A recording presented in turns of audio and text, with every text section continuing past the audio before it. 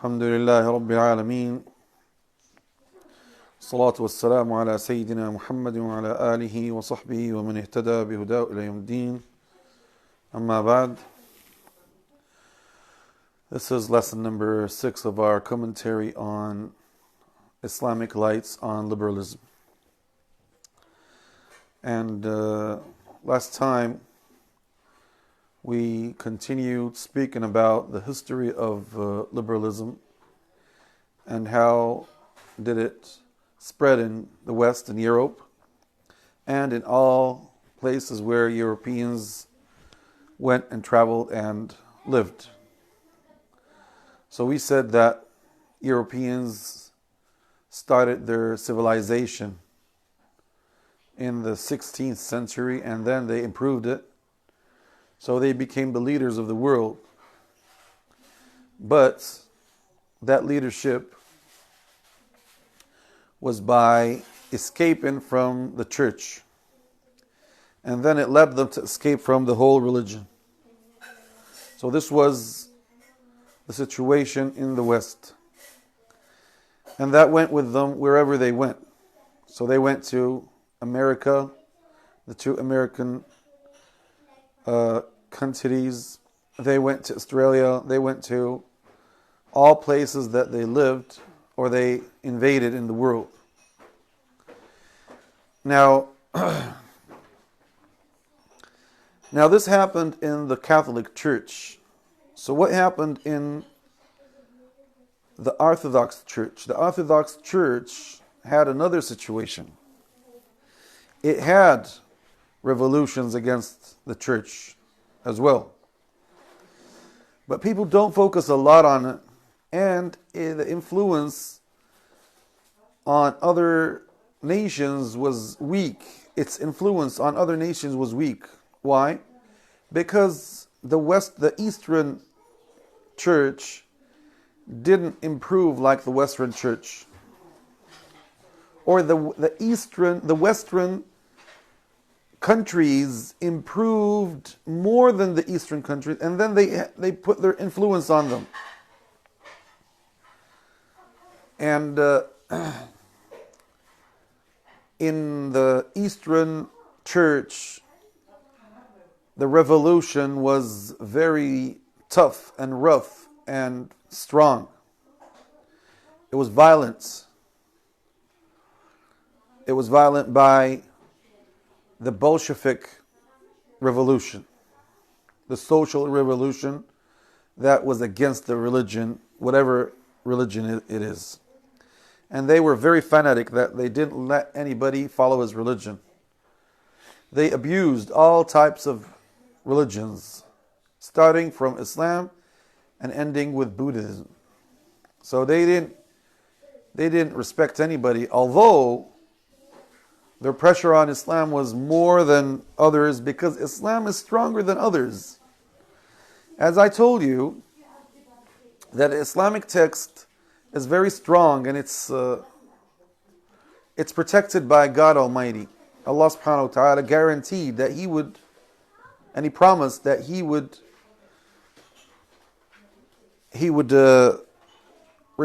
protect the text.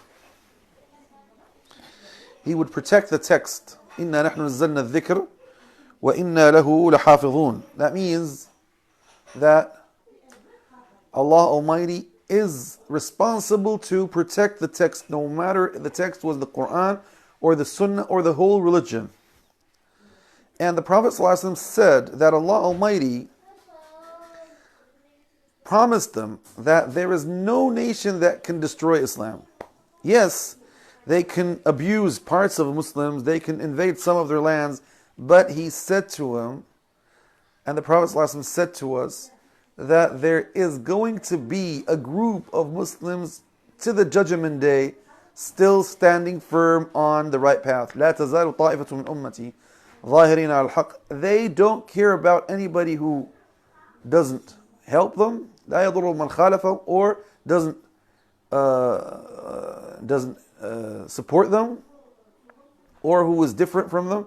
لا يضر من خالفهم ولا من خذلهم, to the Judgment Day. That means to the days that are close to the Judgment Day, or else the judgment day won't appear until all believers and righteous people will die.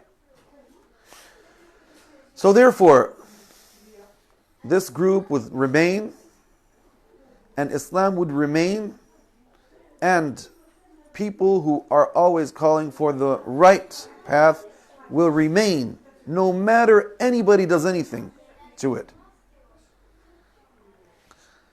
But for Christianity, its texts, its original text was corrupted, and a lot of innovations were stuck to it.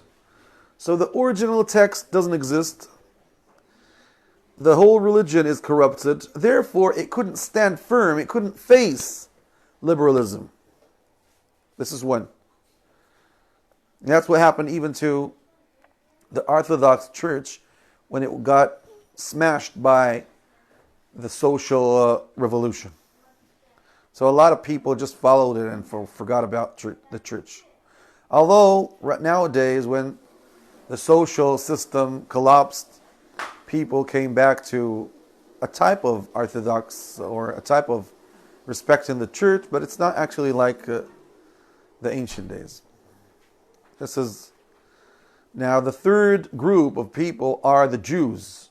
The Jews actually were part of the Europeans and part of there are several types of Jews. I mean, the Ashkenaz, who are the Western Jews, they were actually mixed with the Christians in Europe and all Western places. And we have the Sephardim, who are the Eastern Jews. That means they are originally from Arabic countries. They used to speak Arabic. They used to live with Muslims, mixed with Muslims. So it seems that they are more conservative than the others. But anyway, when the state of Israel was found, most of the Jews actually were considered as liberal Jews. Many of them were atheists, or until now. Many of them don't really believe in religions and stuff like that, and they just use Judaism as a nationality. So actually, it's not a real religion. Although, because Judaism is more precise and specific, and it has rabbis and scholars and books more than Christianity, so they have a lot of religious groups between them. And you can find a lot of these people who are really religious.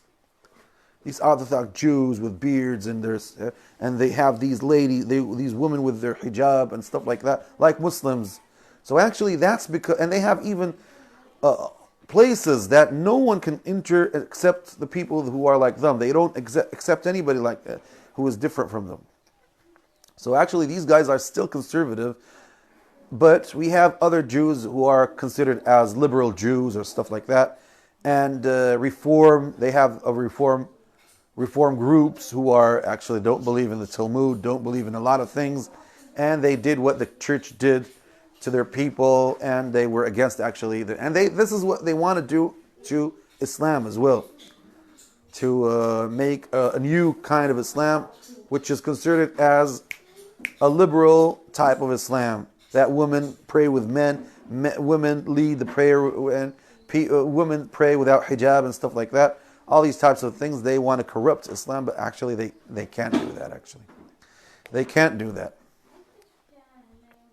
So actually, the majority of Jews, because they were influenced by the Western type of life and the secular type of life, they became liberal and secular.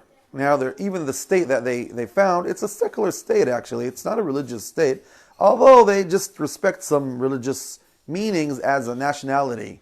That's it, or else they are like all Western countries that are liberal and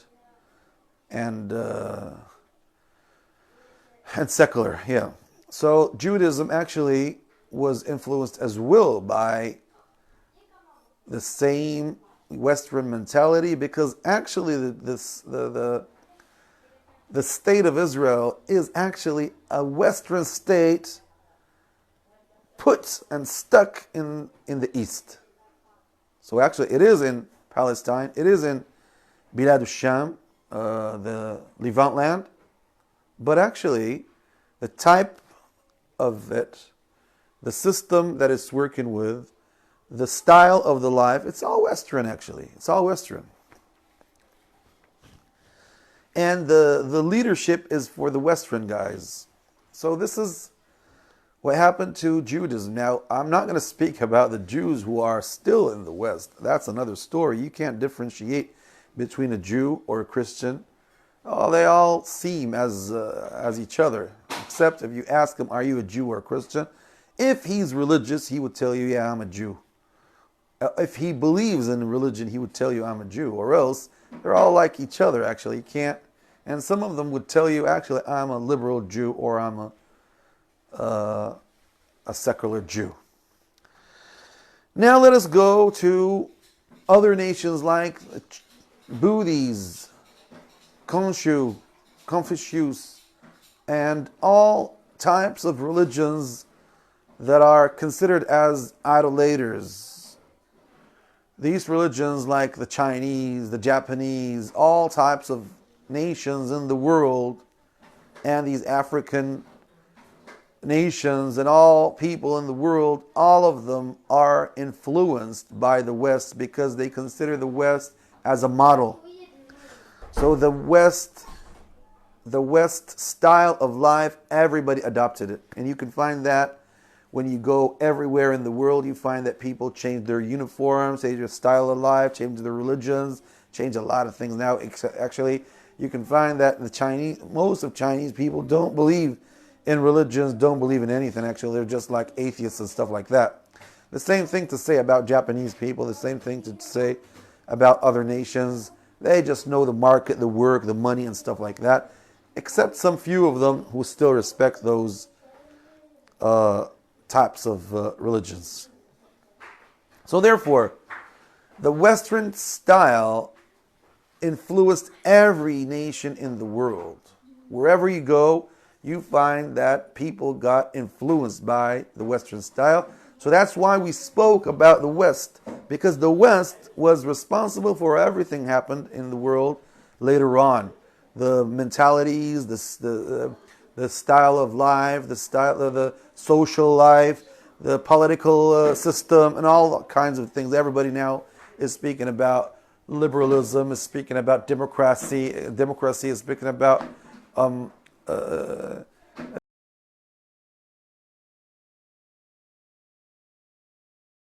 these things, and these things, people are speaking about it in a Western type of mind. And you can find that very so clear in the UNA, or the United Nations, yeah, in the UN, the United Nations, where and people start speaking about these meanings as if it's an international meaning. So they say, yeah, we believe in democracy in an international meaning. We believe in human rights, international meaning. So they consider all what they believe in as an international belief. So when you speak, they say, okay, look, guys, we want to speak about an international style of life. As if the Western style of life is international. No one can speak anymore, that's it. It's an international style of life. And that's not true, actually. It's considered as Western style of life. It's not international.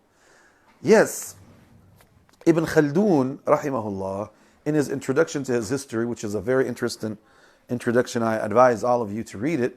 He says that the one who is who is one from another nation always tries to imitate the one that won him.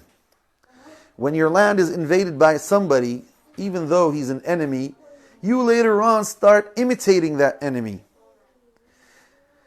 When Muslims got invaded by the Westerns French, British, and all Spanish, all these types of nations that invaded Muslim lands, people started gradually imitating those guys. It started by things that were considered as normal things, like clothing and stuff like that. But later on, they were influenced in everything. But let us see, did Muslims get influenced as well with liberalism as well? What happened to Muslims in their lands? Sheikh here considers this type of liberalism as an uncontinued liberalism. He says this is an uncontinued liberalism.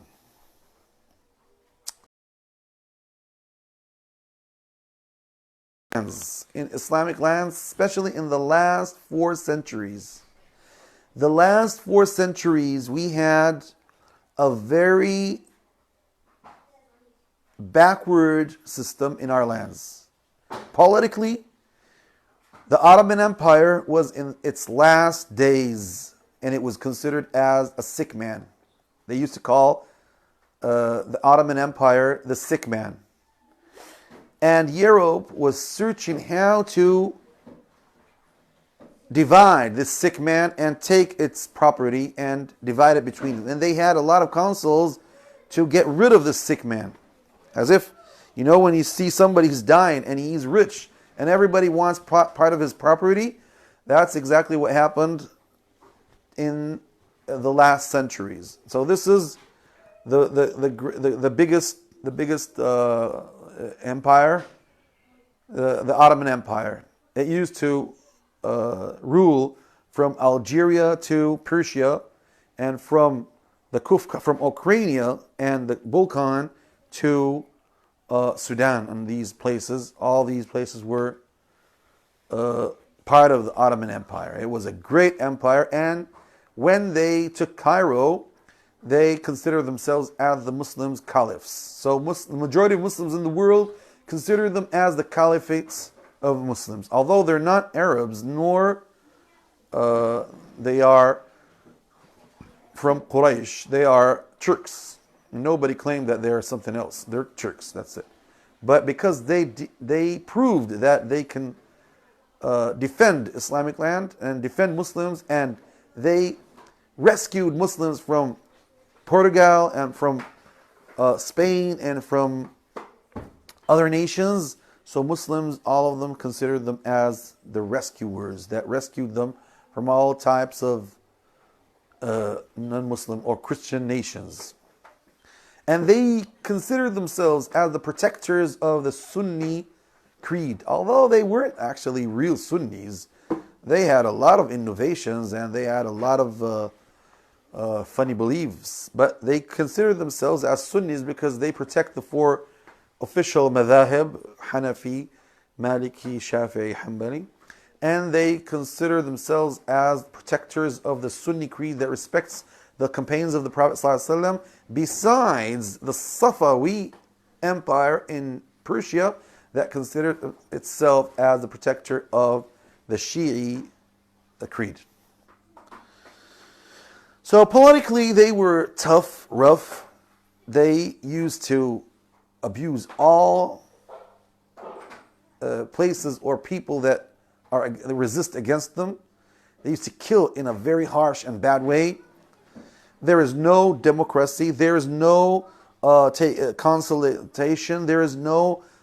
they used to put on people lots of pressure by taxes, very huge taxes, big taxes. They weren't strict in following the Islamic Sharia, actually. They used to add to it a lot of opinions and a lot of other laws, especially in the last 200 years. They stopped practicing some Sharia laws and they started adopting Western laws. And they started becoming influenced by the West.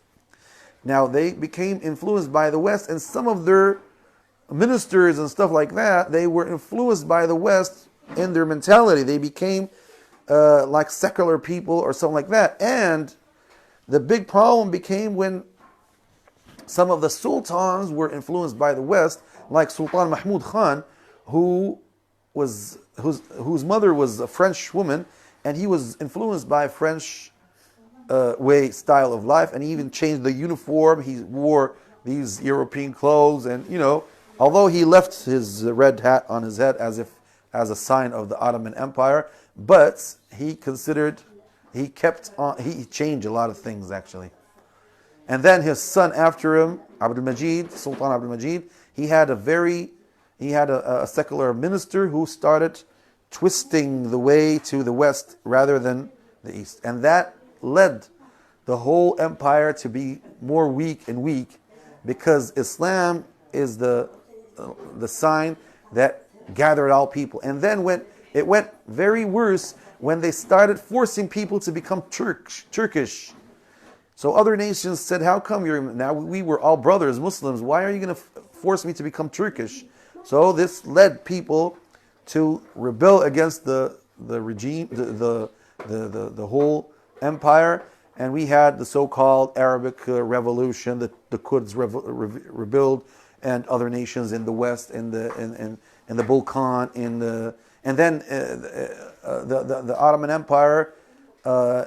And it's when we speak about it in its battles, it started losing a lot of lands, and it became more weak and weak rather than becoming strong. And its sultans in the beginning used to go to the battles by themselves. Later on, they just started following their desires, and things changed. So this led to lose a lot of battles, and Russia started invading a lot of lands, like the Ukraine, the Crimea, and the Kafkas, and all these places. And then the West started pushing other nations to rebel against the regime, and this led to the collapse of the whole empire. And then Mustafa Kemal Atatürk took place, and he made Turkey as a real part of Europe. He considered it as a secular nation and a secular regime that doesn't have anything to do with religion, nor Islam, nor nothing. And he started forcing people to do that. So he started killing and torturing people to take off their Muslim uniform, the hijab and stuff like that. After 15 or 20 years, Turkey became part of Europe. He even changed the scriptures from Arabic letters to Latin letters, and that was a disaster actually in the West. So this led to liberalize a big nation of people. This happened again in Persia, when this Pahlavi regime, Muhammad Rida Pahlavi, who took place, and he was very westernized, and he forced people to become westernized. And the same thing happened in Albania by Ahmed Zogo, who forced people there to become westernized and liberal. And it happened in several places actually. Sometimes it happens softly, sometimes it happens in a strict place. The same thing happened with Sukarno in Indonesia, and he changed the letters from Arabic to Latin scriptures and alphabets, and it happened in a lot of places actually in the Muslim. So this led, and it's the same thing happened in all Muslim nations that were invaded by Russia or by the Soviet Union later on. All this influenced them and changed them gradually. Okay. Now, when Muslims got smashed, okay, this is the political system. Now we have the religious system. How were people? People were in a Sufi way of life. Their system of life was Sufi, but not Sufism, which means worshiping God and purifying your heart. No, it became similar actually to what happened in the West. Now the shuyukh of the zawaya started treating people who were lots of people under their authority in the ways that the popes and the religious we had a type of clergy which is not actually, people, they don't call it clergy actually, but it was something like that. So they say that the murid under the authority of his sheikh is like a dead person in the hand of the one who's cleaning, who's washing him. So you don't have any idea besides your sheikh, and you have to follow your sheikh and tell him whatever he wants to do. And not all these shuyukh were actually respectable and real shuyukh. The majority of them were actually people who believe in stereotypes and superstitions, and they were so far actually. They used to believe in a lot of superstitions, innovations, and they believe that the saints go out of their graves and they solve people's problems. They became, instead of monotheist people, they became so close to polytheist people. They started believing in graves and that the people in the graves can do a lot of people. So people used to go to these graves and slaughter rounds for them and pray to them and ask them. That was actually a very big problem. So this is the religious way of believing. Now, socially, we had a lot of places in the Islamic land, especially that are out of the cities. The rural areas were so far from knowledge. They didn't used to know anything actually. People there were like animals, because no one goes there and teaches them unless there's a Sufi group that goes, like this Tablighi group that go and preach to them and show them. And even when they preach to them, they start praying and knowing God, but with these types of innovations that I told you. In the cities, we had scholars, yes, but these scholars, most of them used this scholarship or this system it wasn't like a style of life actually. It's not a real, they don't really follow religion actually. So that's why you hear that, yes, all women used to wear this hijab. No woman can go out of her house without wearing her full hijab. Even the face doesn't appear. But were they really religious? Most of the women were illiterate. Most of the women never entered any school. From Morocco until the last land of Muslims, except some few places. Women were abused. No one thinks about women. Women were just something. They don't study, they don't go to school, they don't do anything. Knowledge in the universities which were like Al-Azhar, like Qarawiyyin, like the two sacred masajid and Haram Makkah and Medina, they used to just study religion and Arabic knowledge. What about other knowledge which Muslims were the greatest people in them, like physician, like medicine, like calculating, like algebra, like all these things that these only few people who used to take care of these things. The majority of people forgot about these types of knowledges. If they didn't, because of the Sufi style of life, they started telling people, just forget about this knowledge. What are you going to do with this knowledge? And they started speaking about this knowledge as knowledge that is not, where actually Muslims in the ancient days used to say that this is fard kifaya. Muslims have to study these, and we have to have a bunch of people that know these types of knowledges, or else we're going to lose. So the knowledge system, or the teaching system was very low, and was just studying religion. And not all people study religion because they're religious. No, it's a style. They need religion to study it because it was the law. People used to follow the Islamic Sharia, so they can be they become judges. They can become other things that they need. What about the juridical system? It was very bad, all corrupted. And sometimes when you read about a judge, they say, well, actually, he was the last just judge that didn't used to take any money for judging. That he doesn't accept any bribe or something like that.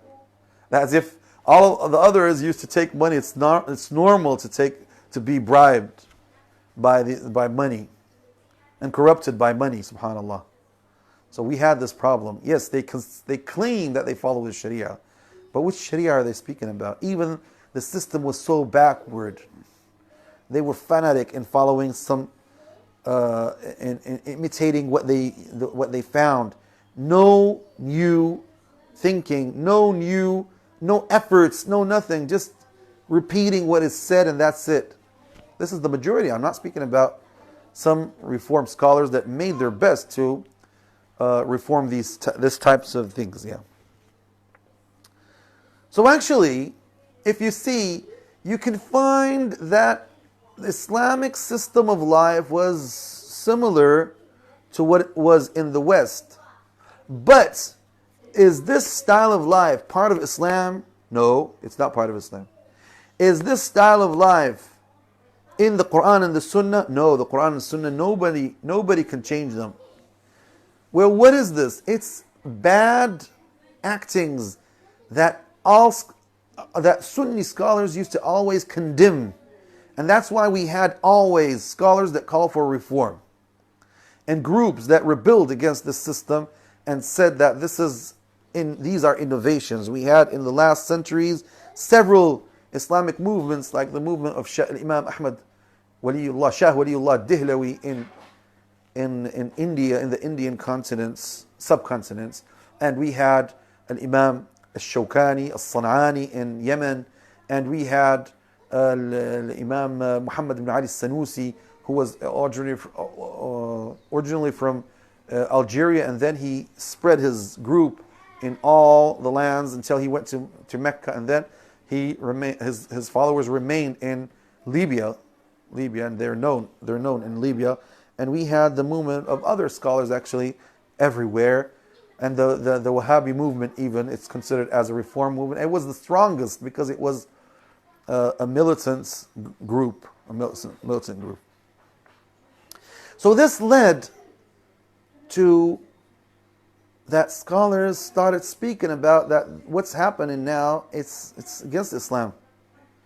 And we had somebody like Al-Kawakibi in Syria who wrote several books about standing against or resisting against the how am I going to say, the dictators, standing against the dictators that rule Muslims in a wrong way. And he spoke in a Salafi background, but actually it was Salafi liberal.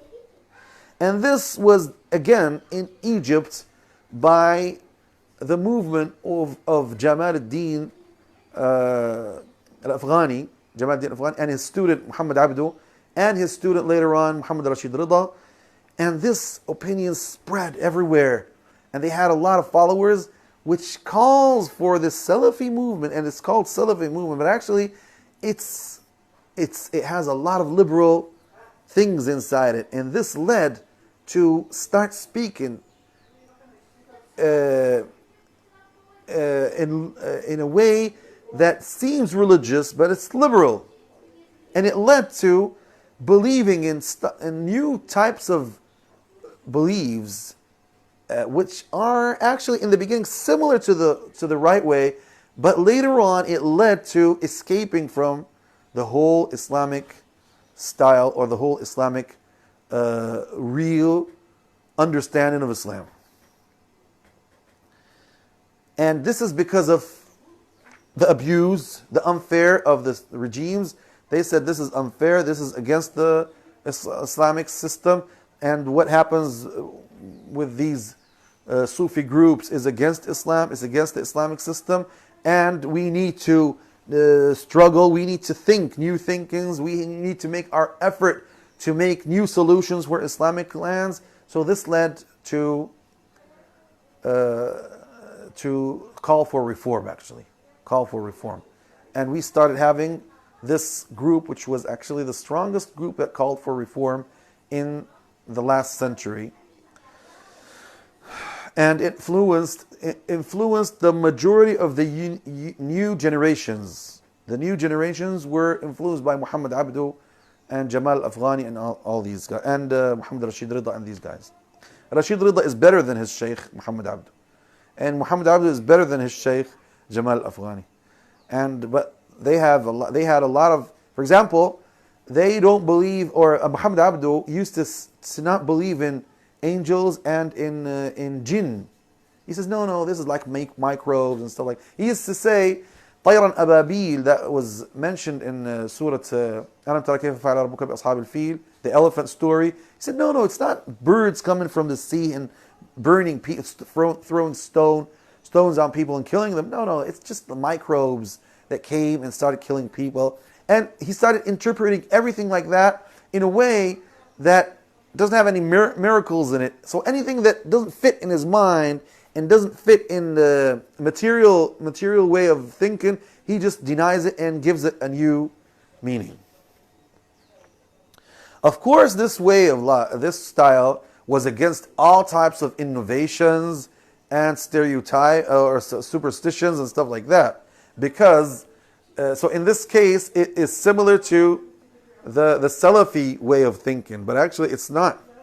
And Muhammad Abdu had a lot of new thinkings, and he wrote that. He used to spread that in his lectures. And we had in Morocco and in other places people who were influenced by this school, like Muhammad ibn Arabi al-Alawi and Abu Shu'aib al-Dukkali in Morocco, like the group of Abdul Hamid ibn Badis and Muhammad Bashir Ibrahimi in Algeria, although it was more conservative than the Moroccan school. And we had the same thing in Tunisia and Libya and everywhere, actually. It spread everywhere. And a lot of people started calling for reform. So because I said to you, because the Islamic text is protected, and it's strong and precise and detailed, it was very difficult to come against it. And any Muslim comes against it, people will consider him as an innovator and somebody who wants to destroy religion. So he has two ways. Either now a Muslim towards the liberalism has three ways. The first way is to say, well, actually, Islam is totally against liberalism. That's it. We can't say that Islam can meet liberalism in a way. No way to meet each other. They're both against each other. Okay, this was the opinion of a lot of Muslims that called for going back to Islam as it was, and these were the reform groups that spread everywhere in the beginning of the last century.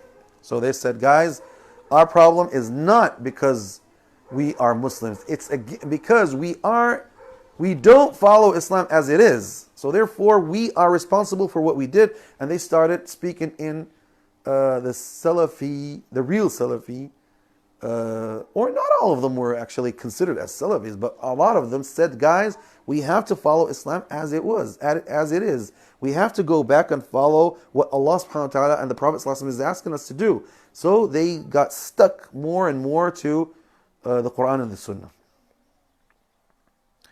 The second way is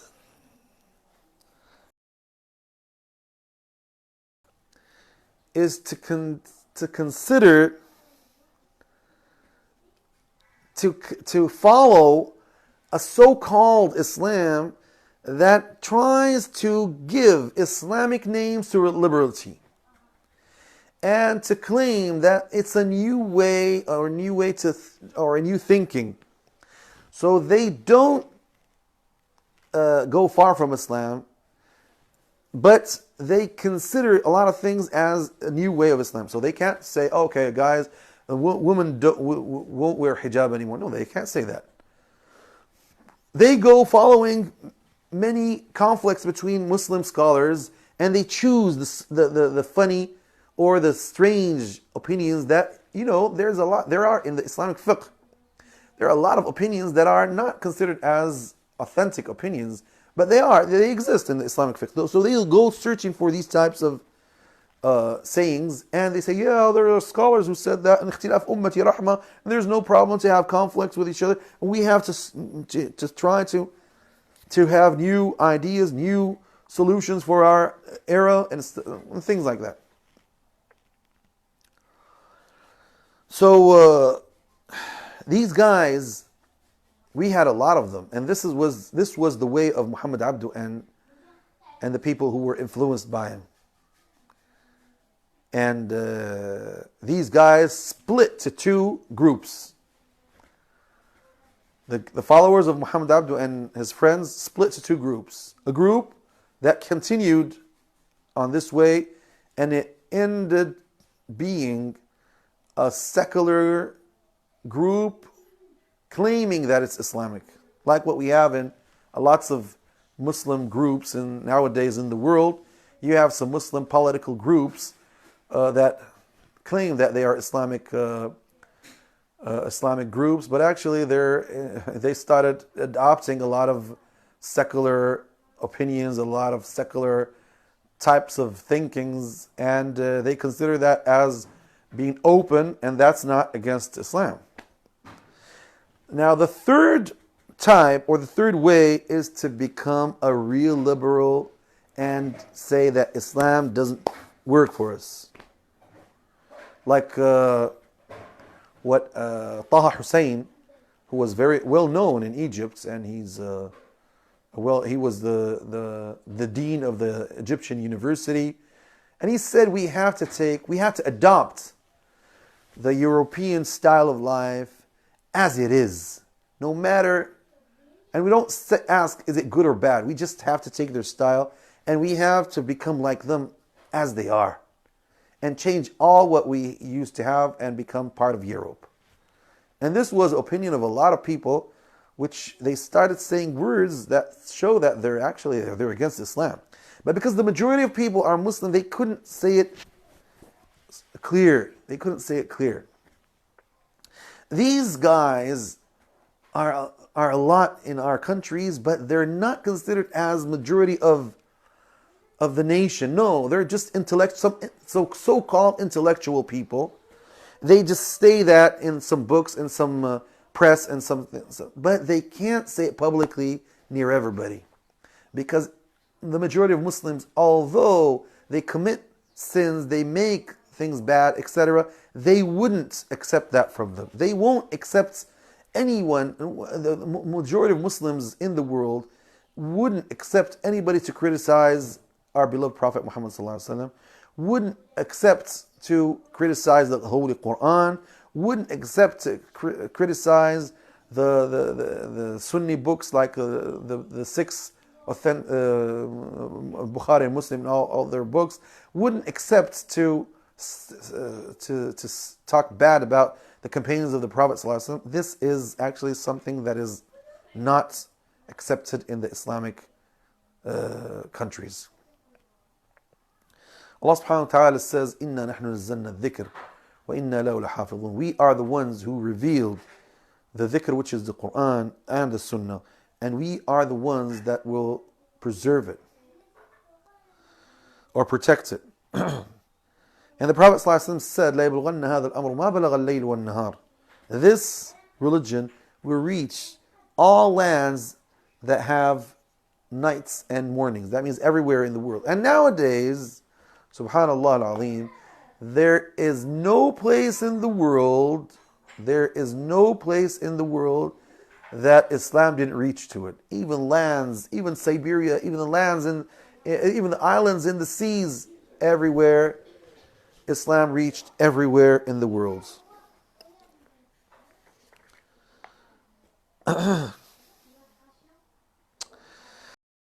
These liberal people, even these liberal people who were considered as Muslim, they were originally Muslims, but they were influenced by liberalism.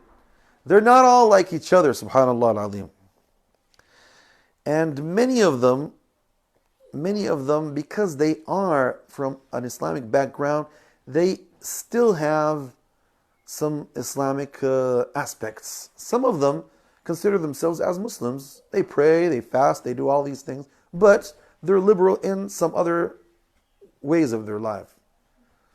Some of them try to show you that they are more liberal than liberal people.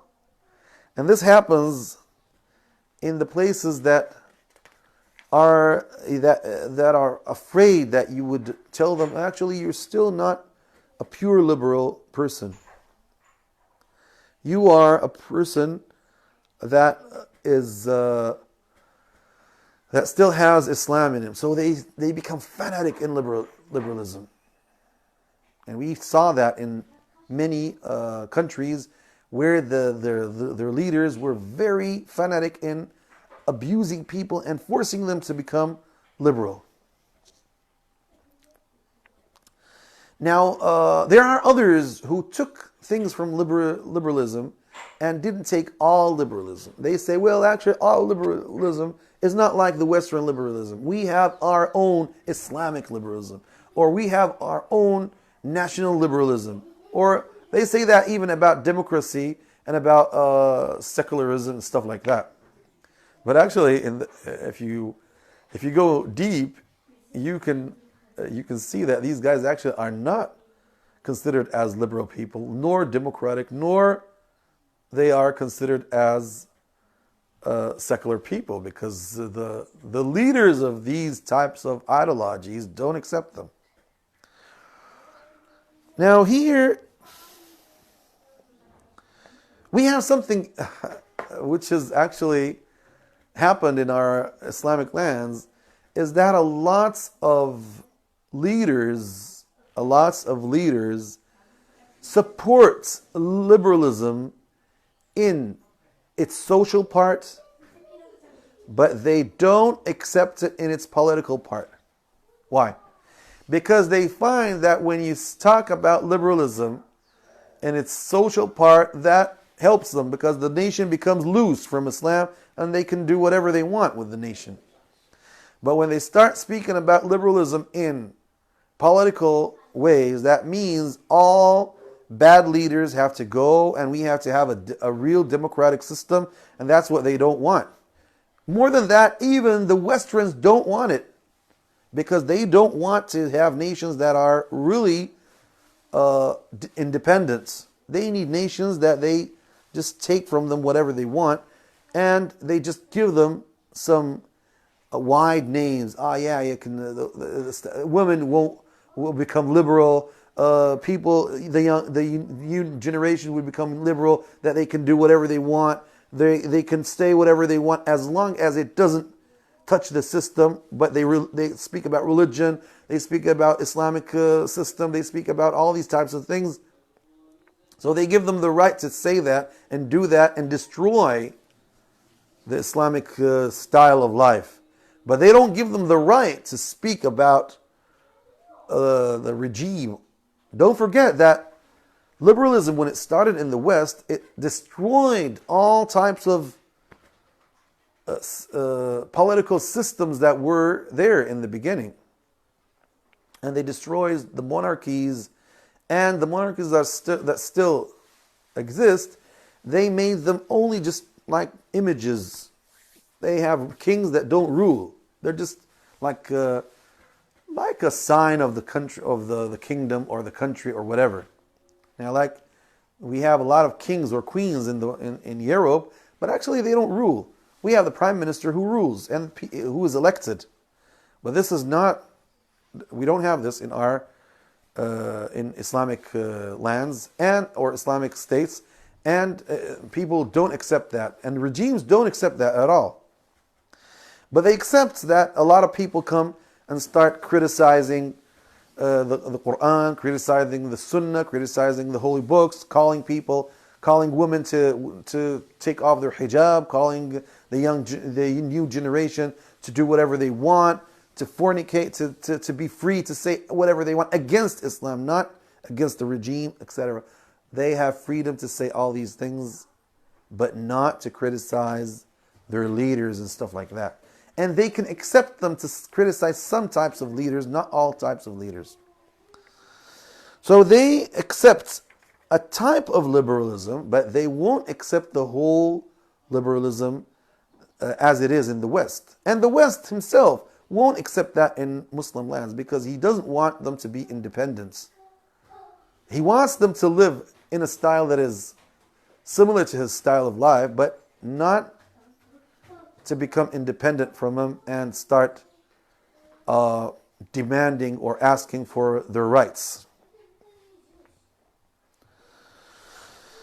Okay. Now let us see something very important. The Shaykh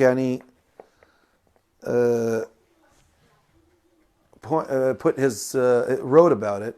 He said that a lot of things that liberal people nowadays speak about were in the ancient nations. It's not something new. Because mankind, when he follows his desires, actually he doesn't have any limits. Now let's see. For example,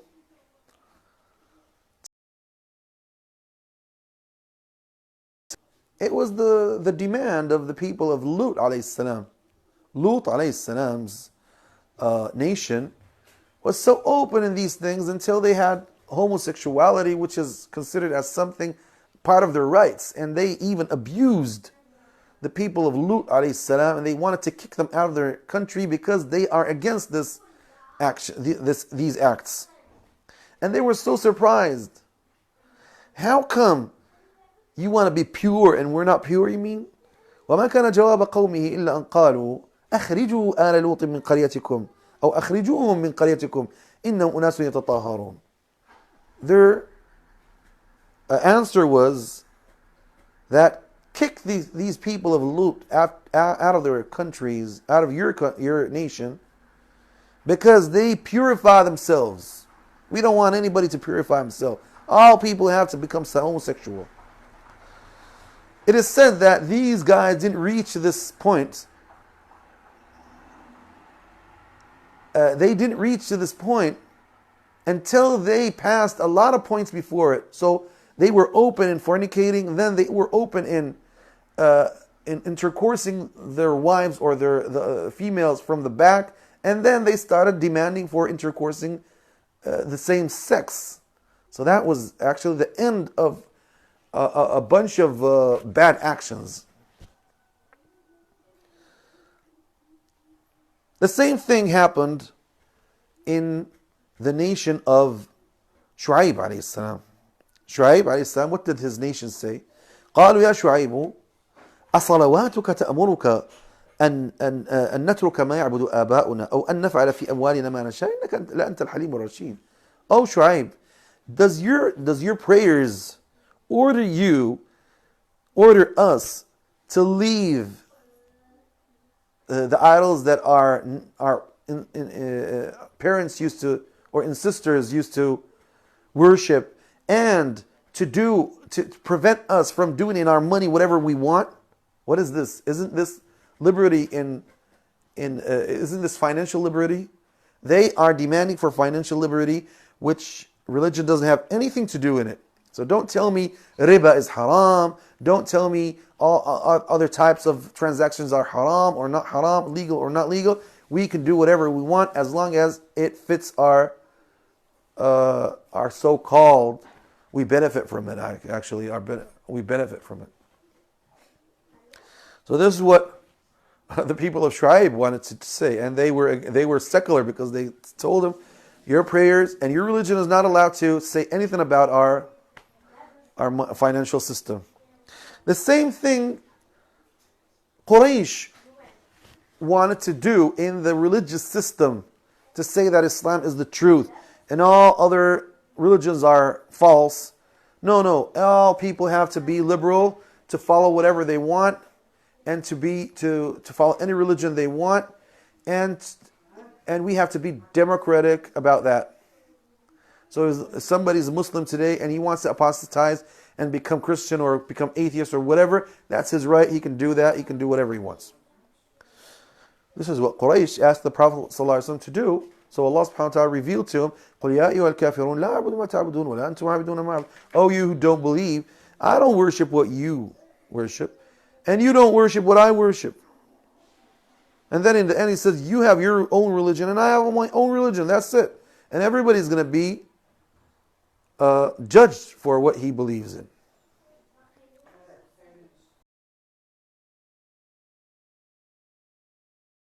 أفغير الله تأمروني أعبد أيها الجاهلون. Tell them, is it somebody else except God that you want me to worship, oh ignorant people? ولقد أوحي إليك وإلى الذين من قبلك لئن أشركت ليحبطن عملك ولتكونن من الخاسرين. And it was revealed to me that if you associate partners with God, all of your deeds will be perished and you'll be one of the losers. بل الله فاعبد وكن من الشاكرين. But worship only God, only Allah, and be amongst the ones that thank God. All people nowadays are speaking about liberalism in beliefs and following whatever you want in your religion. And okay.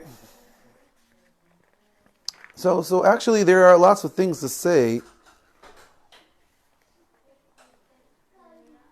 There are a lot of things to say actually about these things that I'm telling you.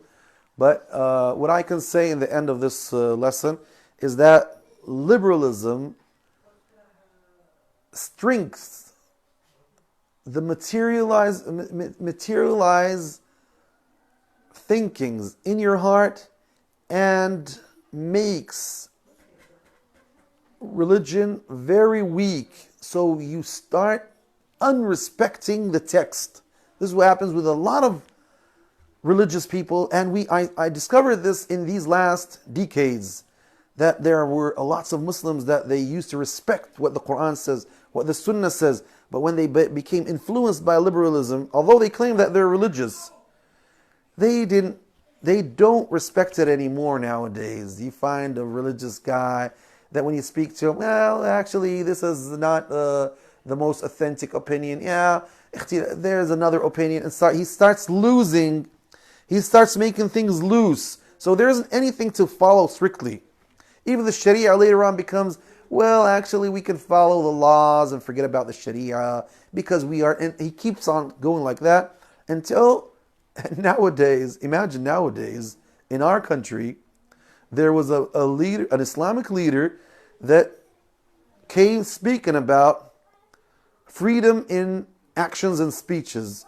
And he said, we don't have anything in Islam that says that we don't have anything. Yes, we don't have anything that we can force us to say that all relationships between men and women is considered as a crime, except fornicating. So hugging, kissing, all these things aren't considered as crimes. Subhanallah al-Azim. Can you imagine a Muslim saying this? But this was said. And he said we have to make a new reform in our thinkings. And he started saying, well, actually secularism, it's not all bad and things like that. And actually this is a disaster. To reach to this point, which the Islamic movement since 100 years or since 80 years was fighting and was standing firm against all these opinions that started spreading in the Islamic countries. Now they start adopting these sayings and adopting what the secular people say. It is actually a big problem. But don't forget that Allah subhanahu wa ta'ala says, يا أيها الذين آمنوا من يرتد منكم عن دينه فسوف يأتي الله بقوم يحبهم ويحبونه أذلة على المؤمنين عزة على الكافرين يجاهدون في سبيل الله ولا يخافون لومة لائم. O you who believe, any people who apostatize amongst you, Allah will get another group of people that love Him and He loves them. And they are humble for the believers and they're tough against the unbelievers. And they don't fear anybody in the sake of God. And they struggle in the sake of God. So any group, any man, any leader who apostatizes and leaves the Islamic real belief and creed and ideology, that doesn't actually affect Islam, because Allah will get another group And it's only the story of, are you part of the good group that is and are you part of the group, the Ta'if al-Mansura, that continues struggling until the judgment day, or you are just amongst those guys who just drop down and fall down, and they are the losers. They are the losers. And may Allah subhanahu wa ta'ala help us to stand firm on the right path and not be amongst the losers, and comfort us and strengthen us and protect us from any astray until He catches our souls. Ameen ya Rabbil Alamin. Alhamdulillah wa sallallahu alaihi wa sallam.